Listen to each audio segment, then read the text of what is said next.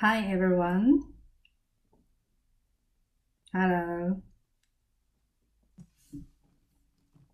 Monday.com ist ein WorkOS. Hi. I just check my.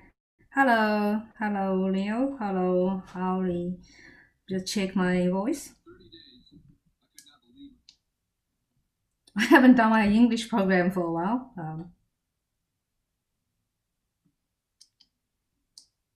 I just check my.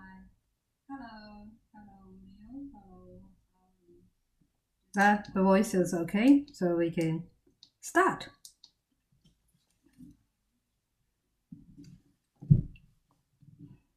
Hi everyone, welcome to Insights with Lily Zhang. Today is November the 16th.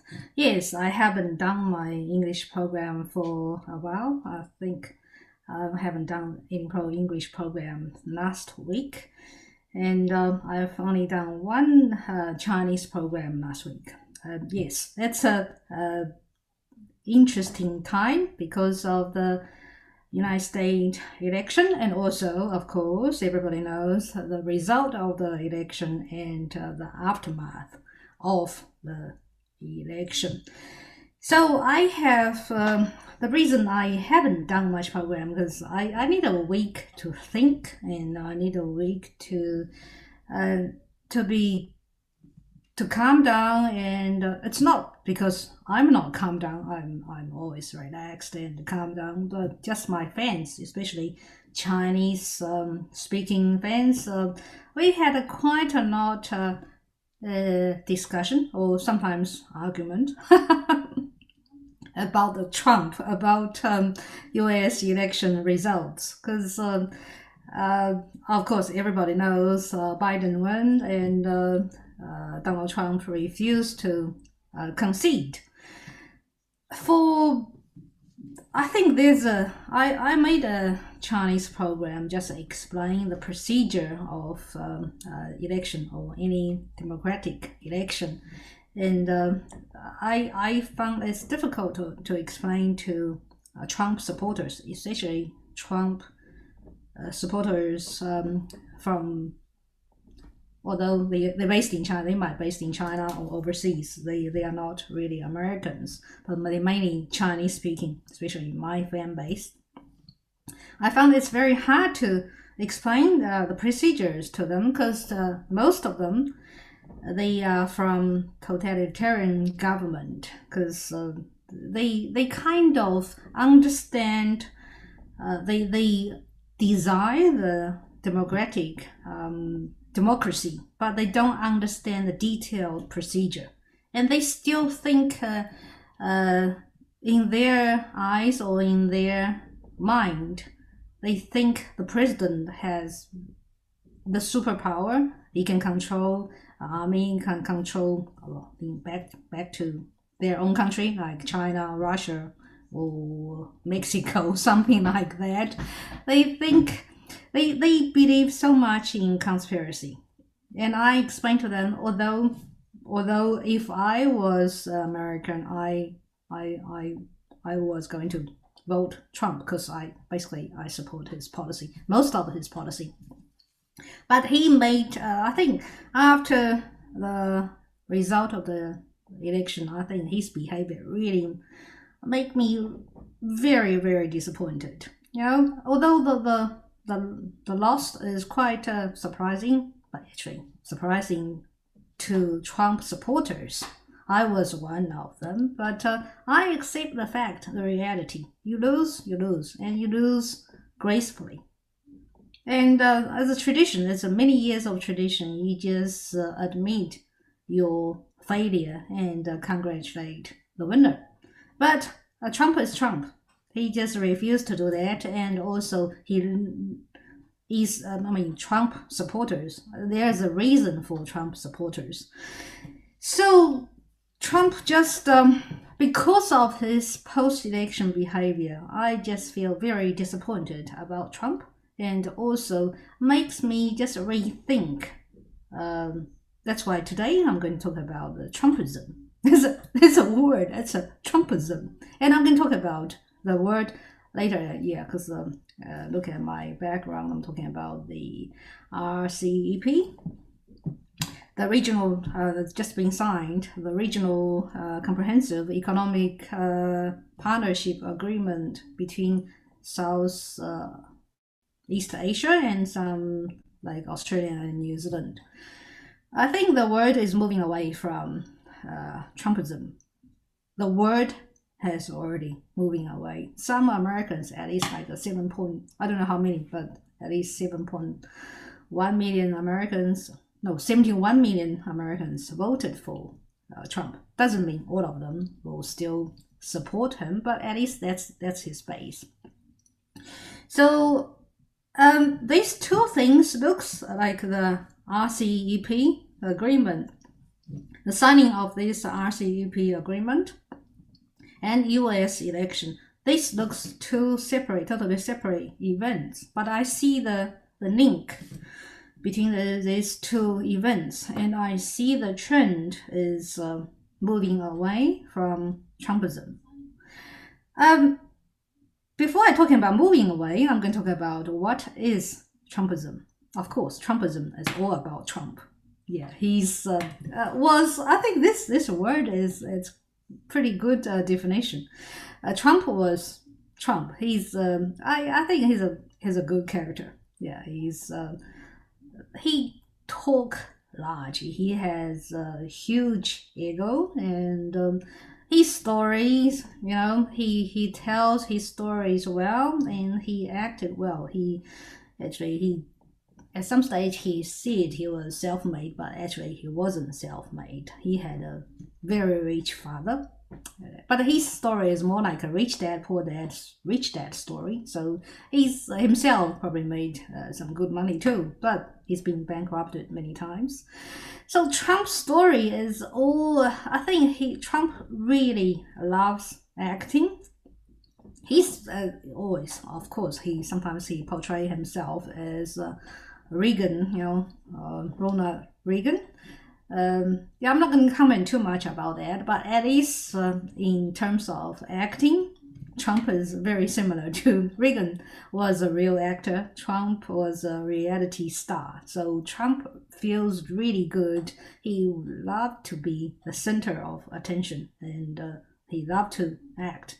So although before the election, I've read quite a lot of report about his tax return, his financial situations. Actually, he's not as rich as he claimed. Probably most people already know, and he's got quite a lot of debts.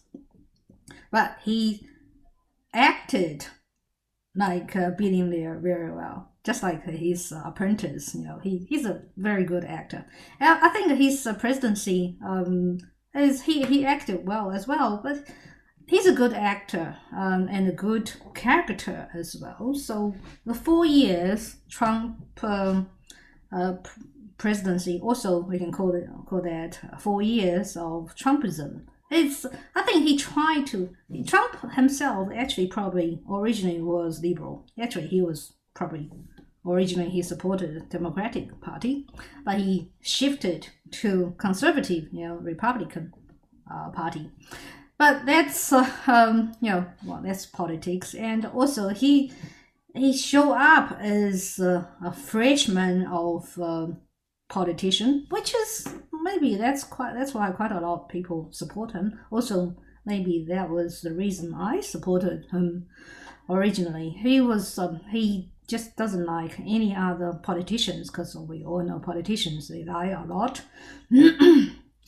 Excuse me. They say something and they don't do what they say. But Trump is more like a businessman, and I believe he is a successful businessman as well. So he does what he's talking about. So from that point of view, that's why I supported him. He just unlike other politicians, they just talk. Trump walk the talk. So he say something, he'll do it. I think he's probably did quite well for last couple of years, and I think because he's a businessman and he can do Just like he claimed by himself, if he can manage a company, he can manage a country. Well, he can manage the economy pretty much good. Well, I don't know if that's the trend or that's his management style. But I think practically he's got practical and intelligence to manage the economy of the country. But yep, this year, everybody knows the coronavirus changed everything. But I think coronavirus, it's a big test field for every politician, every country, because every country pretty much are facing the same challenge, the coronavirus. How you handle this, how you communicate with people, how you handle the medical system, because they show up all the shortfalls, crises of each country, and also expose every country's weakness and strength. Just like Germany, everybody knows Germany is the engine of Europe. But Germans can manage the pandemic quite well. Because Germans follow the rules. And also, Angela Merkel, she's calm. She believes in science because herself she's a scientist. She's a physicist. So you follow the science, follow the rules, and the Germans follow the rules. Of course, Germany is experiencing, or the whole Europe experiencing the second wave. But I think Germany just control the pandemic pretty well. On the other side, America, well, we all know they have more than 10 million people infected and nearly 250,000 people dead. So America is basically the worst hit country in the world in the pandemic.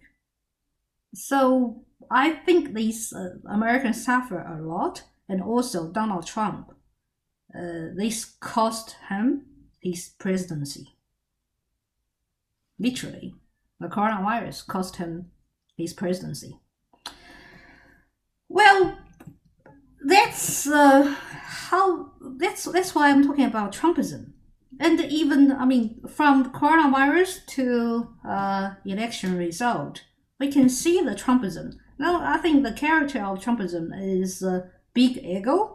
Trumpism, the center of Trumpism is just like how Trump claim MAGA, make America great again.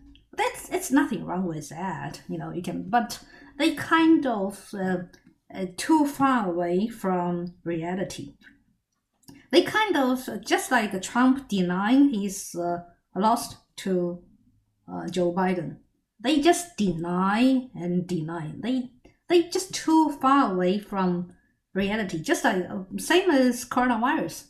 Donald Trump actually he kind of knows, he closed American border very fast. He knows how dangerous this virus was. America was among the first country to close the border to China, and they have the intelligence to know how dangerous this virus is. But Trump just downplayed that because he's probably too worried. He's worried about the economy, the share market. Of course, his main concern is the re-election. So he tried to downplay it. But that's Trumpism. They just the big ego. Trumpism, of course, is totally about Trump and extend to Trump supporters. Yeah, Trump is a big media influencer. Trump is so much. He's more like a media influencer, like $1 million influencer rather than a president. That's why he's so obsessed about Twitter. He's and also his supporters is obsessed with his tweets. So Trumpism is all about ego, big ego, central, self-centered, and denying reality. So that's how Trump handled the coronavirus. And we expand to that to America's international relationships. America Trump is not good at foreign policies. He's really, but that's from his Trumpism. He just think I'm the biggest one, everything, I am the center. So that's why he doesn't have any good relationship with European allies. He doesn't have good relationship with Japan, with South Korea, with South America, with China. Of course, everybody knows he started the trade war with China. I can't think of any, but one exception. It's Putin, Russia. Trump seems, but I think Putin and Trump actually they're quite similar. If we can say there's a Trumpism, yeah, of course, there's his twin brother is Putinism. Yeah, so they all very big ego and power grab, also self-centered. So I can think of from his presidency, except Putin and America doesn't have any good relationship with other countries. Also, American withdraw many international agreement from later I'm going to talk about the RCEP. Well, the previously was the TPP, the Trans-Pacific Partnership. That was the ex RCEP. That's the American. That's the American-led Asia Pacific Agreement. Now there's changed to China-led Asia Pacific Agreement. That's why I think Trump's biggest failure is Trumpism, and this reflecting on his policy on coronavirus, his policy on climate change, his policy on foreign relationships, and also very obviously his attitude after the election. This probably, from my memory, that's probably the first, the only president just refused to concede, and he's lost like 5 million in popular votes, and I think electoral college vote he was projected, at the moment it's 290 versus 232, and I think it's going to be after Georgia's recounting, it's going to be 306 versus 232. So in Trump's own words, when he won, actually that was the number when he won in 2016. That's a landslide winning. But last time he didn't win the popular votes. So he refused. He totally refused, still refusing to concede. And another biggest thing about Trumpism is social media lies. I can say that lies. And also the extravagant of fake news, because basically Trump just called every news agency fake news, everyone except himself. That's why we see after the election there are so many Trump believers, Trump supporters. That's the influence of the Trumpism. They just totally ignore the election results.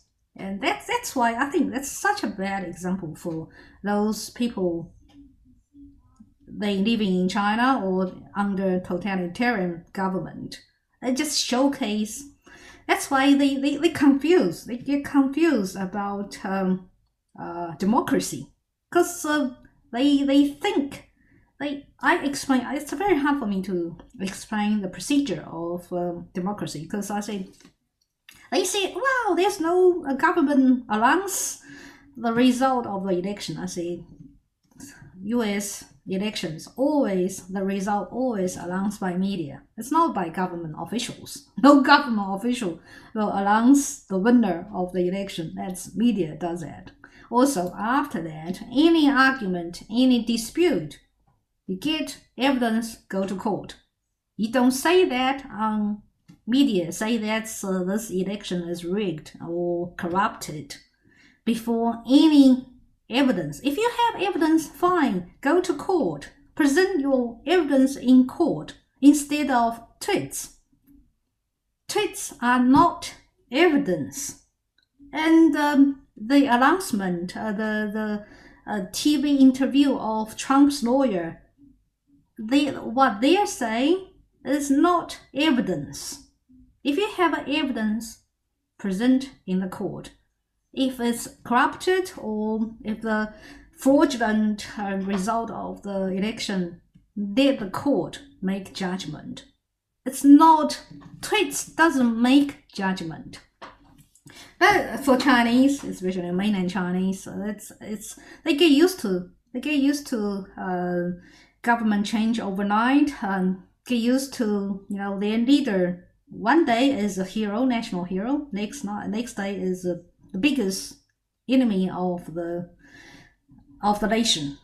So conspiracy is widespread. It's very easy, and because in China people just don't get the transparency. Everything they have to guess. They have to guess from the lines of the leader's speech to show if there's a conspiracy. That's their daily life. Conspiracy is their daily life. That's why they think American democracy is like that. Well, I just give up. I just give up explaining the whole procedure to them. That's why if I do this program in Chinese, I'll get lots of abuse from Chinese fans. That's why I do this in English. I think Trumpism, in the end, Trumpism is lost rational judgment. They actually is more like a cultural revolution. They are the cradle. Trumpism is the cradle of cultural revolution. So that's why when I see Trump, more and more, he's more like Mao Zedong.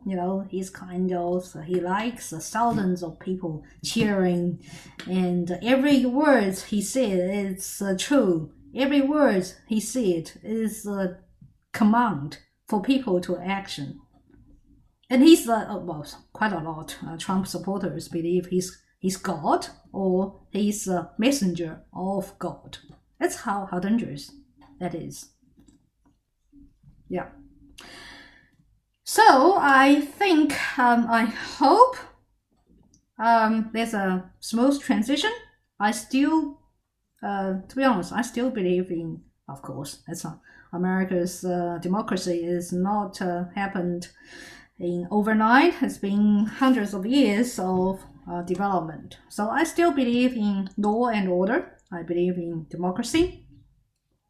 I believe in justice. So I believe in the transition hopefully will be smooth. I feel pity for Trump. He was doing well, and he tried to change things. We know we've got problem. We've got the globalization problem. We've got multicultural program. The problem. We've got problem. We're facing terrorism. We're facing multinational immigration and all sorts of programs. Trump tried to combat those problems. And also biggest reason I support Trump was his anti-political correctness. That's the major reason I supported Trump, because I think our politicians, the political correctness just going way too far and need to be corrected. And Trump is the one stand up against that. I totally support him on that. But Trump's I kind of now I think Trumpism is also dangerous. It's so easy to change from democracy because of Trumpism. Change from democracy to dictatorship. He's not a dictator yet, but Trump's got the character of dictator, and he likes that kind of attention. Luckily, he's in America. He's not in China or North Korea, so I don't think he'll be a dictator. So that's why I'm talking about Trumpism, the denial, the lack of rational thinking, and also they blame everybody else except themselves. They see the problem. They try to solve the problem. But the problem, the way to they blame others first. The trade deficit, the every economic problem of America is caused by China. That's why they started the trade war. And the coronavirus, Trump called it China virus, is originated in China. Of course, that's true. That was originated in China. But how you Americans handle the pandemic, it's not a problem of China. That's a problem of yourself.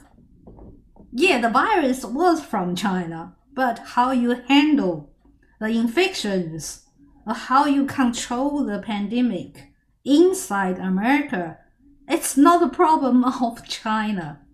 Oh, don't deny that. That's why Trumpism just try to blame. They even blame the problem of pandemic in America as caused by China.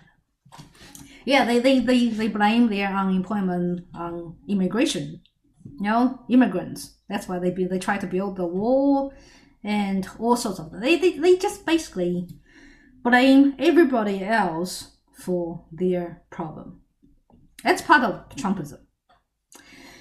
Okay, I think you. I don't know if you agree with me. I've defined the Trumpism, and I think now the word recognize. It's time to move away from Trumpism.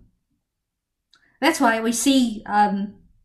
Yes, the election result already show that's American people. 78 million people, American people, voted to leave Trumpism away. So they want to move away from Trumpism. They want something else. That's why, although I don't really like Biden that much, he's, I think he's a little bit old. But we'll see. At least he probably will stop Trumpism, of course. He will. So America is moving away from Trumpism and back to. That's why Biden talked to European country leaders and leaders of the rest of the world, say America is back. So when America is moving away from Trumpism, America back to the world stage. But I think the world has answered. Well, that's why we see the RCEP agreement signed yesterday. RCEP is Regional Comprehensive Economic Partnership, signed by 15 Asia-Pacific countries. This was 15, originally was 10 Asian countries, Asia, South Asia Pacific nations. Vietnam, Indonesia, Malaysia, and now there's 15 nations, including Australia, New Zealand, China. China is a big one. Japan, South Korea.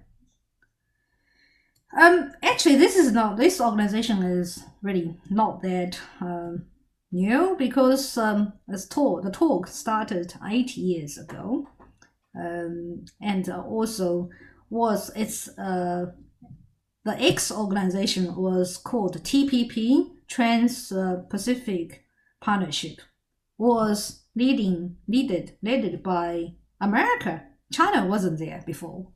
So, of course, Barack Obama, he started this, America was in 2016, Barack Obama started this kind of talk. Basically makes the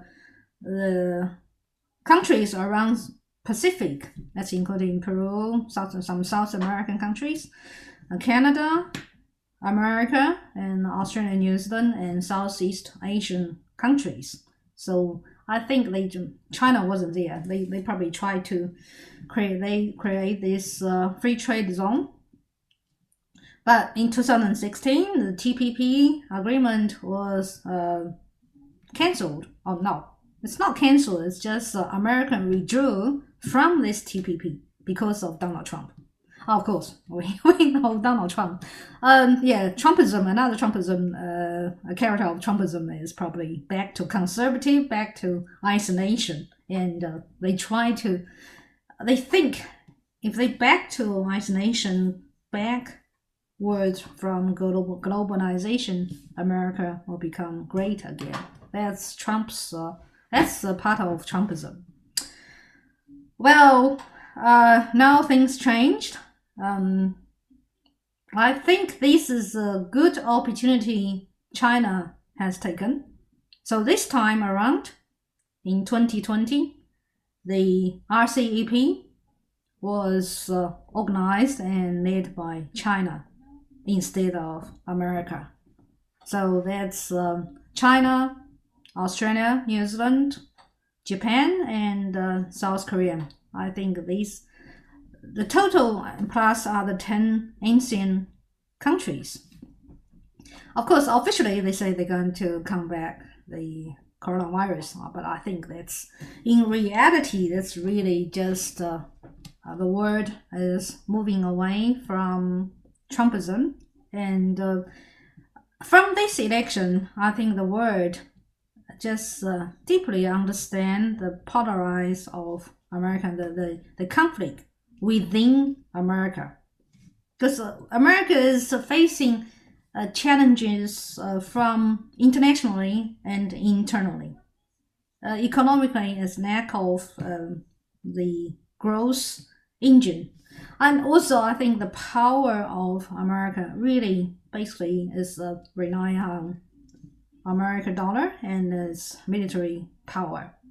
So many countries try to challenge the US dollar, just like the creation of euro and Chinese yen, and also the new world order. So of course, that's why the time frame after the election, I think other countries already seeing the Trumpism is going. That's why they start organize their own free trade zone. Funny thing is about Australia, because Australia had a very bad relationship this year with China. That's because of the coronavirus, and Australia is leading the first ones to suggest leading the inquiry about where the virus originated, which wasn't. I think it was a good initiative, but it seems there's not much result of that, and consequently, Australia had quite a lot of trade issue with China, and so affect Australians export a lot. So this time, the RCEP agreement just gives Australia a good opportunity to make up with China, especially economically, and Australia basically jumping on this opportunity. So we'll see the world basically kind of waking up from Trumpism and showing like the big trend still is globalization, multinationalization, multicultural, and all races, all cultures mixed together. There's no way you can decoupling or go back to separation, go back to isolation. That's I think Trumpism tried, but this result of the election has just showing that's probably failed. That's just the trend. No one can stop. We know the problem. We know some countries, or especially those totalitarian countries, they corrupted. They infiltrate the Western system. And also, just like Europe, they got to combat the terrorism and illegal immigrations, refugees problem. But currently, we have to, instead of Trumpism's denial and just bury your head under the sand, we have to face this the problem. We have to admit this problem. The problem is there, and you can't just cutting races off, cutting people off, and just Once immigrants are here, you can't drive them back. The issue we face really is how to deal with the problem, the current situation, how to deal with the infiltration. Just admit it. You can't just like, I don't know, call that disease or something. You have to, make it this way. Just like this coronavirus. We probably, eventually, of course, we've heard the news of a vaccine coming out, but the virus is there. Deny and bury your head under the sand, the virus still there. We might have to learn how to live with coronavirus because it's mutated many generations now. Even if we have one vaccine, it's probably just treat the first generation, but the virus being mutated many times and after many generations. So I think the best way is try to live with the virus. And on the other side, economically, politically, we have to live with the reality. We have to live with the trend of globalization and multicultural.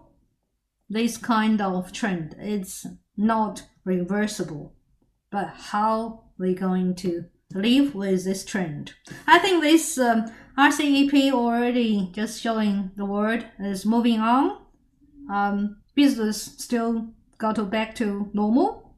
So I think the other nations try to, I think the world is dominated by America, led by America. That's probably long gone.